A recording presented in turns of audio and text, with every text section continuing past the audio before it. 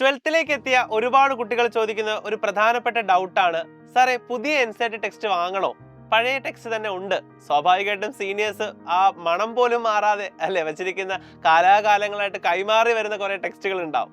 അത് തന്നെ പോരെ എന്ന് ചോദിക്കുന്ന ഒരുപാട് കുട്ടികളുണ്ടാവും.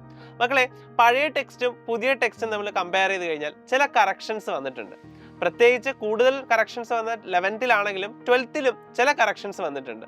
സോ നമുക്കൊന്ന് നോക്കിയാലോ ഈ എൻസിഇആർടി ടെക്സ്റ്റുകളിൽ വന്നിട്ടുള്ള ചെറിയ ചെറിയ മാറ്റങ്ങൾ എന്തൊക്കെയാണെന്ന്. സോ അതാണ് നമ്മളിന്ന് ഡിസ്കസ് ചെയ്യുന്നത്. അവസാനം വരെ കാണുക, കാരണം ചില പോയിന്റ്സ് വളരെ ഇമ്പോർട്ടൻ്റ് ആണ്. സോ ആദ്യത്തെ കറക്ഷൻ വന്നിരിക്കുന്നത് നമ്മുടെ sexual reproduction in flowering plants എന്ന് പറയുന്ന ഫസ്റ്റ് ചാപ്റ്ററിൽ തന്നെയാണ്. അതിൽ ഓൾഡ് എൻസിഇആർടിയിൽ നമുക്ക് ഇങ്ങനെയാണ് തന്നിരുന്നത്. That is the corncob, the tassels you see are nothing but the stigma and style എന്നാണ് തന്നിരിക്കുന്നത്. പക്ഷെ ആ ടസൽസ് എന്നത് തെറ്റാണ്. അത് ഇപ്രാവശ്യത്തെ ഇതിൽ മാറ്റിയിട്ടുണ്ട്. ദ ഇയേഴ്സ് യു സി എന്ന് മാറ്റിയിട്ടുണ്ട്. സോ അതാണ് പുതിയ കറക്ഷൻ.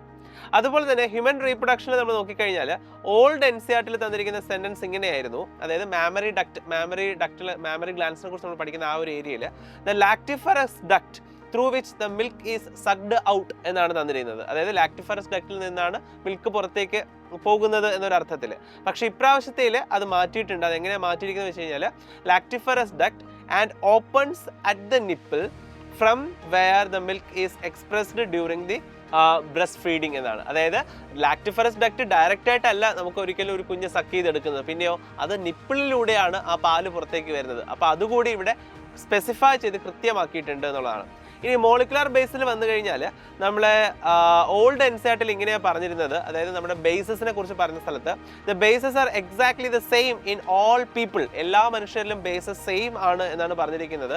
പക്ഷെ അത് പുതിയ എൻസിഇആർടിയിലേക്ക് വന്നപ്പോൾ bases are exactly the same in all humans എന്നാക്കിയിട്ടുണ്ട്. അപ്പോൾ ഓൾ പീപ്പിൾ എന്നുള്ളത് മാറ്റി ഹ്യൂമൻസ് എന്നാക്കി. അപ്പോൾ ആ ഒരു ചെറിയൊരു വ്യത്യാസം, പീപ്പിൾ എന്ന വേർഡിൽ നിന്നും ഹ്യൂമൻസ് എന്ന വേർഡിലേക്ക്, കാരണം മനുഷ്യരിലുള്ള കേസാണ് നമ്മളോട് ഡിസ്കസ് ചെയ്യുന്നത് എന്ന് കുറച്ചുകൂടി ഒന്ന് സ്പെസിഫൈ ചെയ്ത് പറഞ്ഞിട്ടുണ്ട്.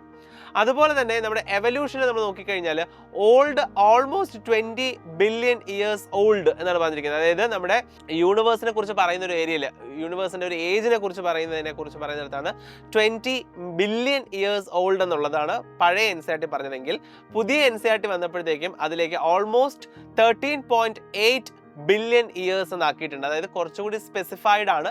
20 ബില്യൺ എന്ന് പറയുന്ന എറൗണ്ട് വേർഡിനെ മാറ്റിയിട്ട് 13.8 എന്ന് പറയുന്ന സ്പെസിഫൈഡ് ബില്യൺ ഇയേഴ്സ് എഗോ ആണ് യൂണിവേഴ്സിന്റെ ഏജ് എന്നുള്ളത് സ്പെസിഫൈ ചെയ്ത് പറഞ്ഞിട്ടുണ്ട്.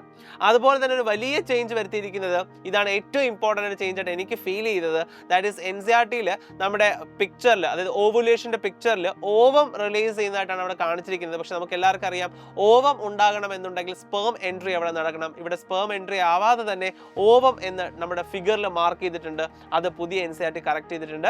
That is corrected to secondary oocyte. കാരണം സെക്കൻഡറി oocyte ആണ് ആക്ച്വലി റിലീസ് ചെയ്യുന്നത്. അത് പിന്നീടാണ് ഓവവും സെക്കൻഡ് പോളാർ ബോഡിയുമായിട്ട് മാറുന്നത്. സോ ഇങ്ങനെയുള്ള മേജർ ചേഞ്ചസ് നമ്മുടെ എൻസിഇആർടിയിൽ വന്നിട്ടുണ്ട്. അതുകൊണ്ട് തന്നെ എപ്പോഴും ന്യൂ എൻസിഇആർടി പഠിക്കുന്നതായിരിക്കും എപ്പോഴും നല്ലത്. If you are highly focusing on the NEET entrance examination, പുതിയ എൻസിഇആർടി തന്നെയായിരിക്കും നിങ്ങൾക്ക് എപ്പോഴും നല്ലത്. ഓക്കെ, അപ്പോൾ മക്കളെ, ഇതാണ് നമുക്ക് നമ്മുടെ ഈ അഗ്നി ബാച്ച് നമ്മൾ വരുമ്പോൾ ഓരോ കുട്ടിക്കും കൃത്യമായിട്ട് ടെക്സ്റ്റുള്ള പോയിന്റ്സ് പറഞ്ഞായിരിക്കും നമ്മൾ അഗ്നി ബാച്ചിൽ ക്ലാസ്സസ് എടുക്കുന്നത്. അപ്പോൾ നമ്മുടെ 12th ബാച്ചിലേക്ക് ഇതുവരെ ജോയിൻ ചെയ്ത മക്കൾ ഉണ്ടെങ്കിൽ എത്രയും വേഗം ഈ ഒരു ബാച്ചിലേക്ക് ജോയിൻ ചെയ്യുക. കൂടുതൽ ഡീറ്റെയിൽസിന് താഴെ കാണുന്ന നമ്പറിൽ കോൺടാക്ട് ചെയ്യൂ.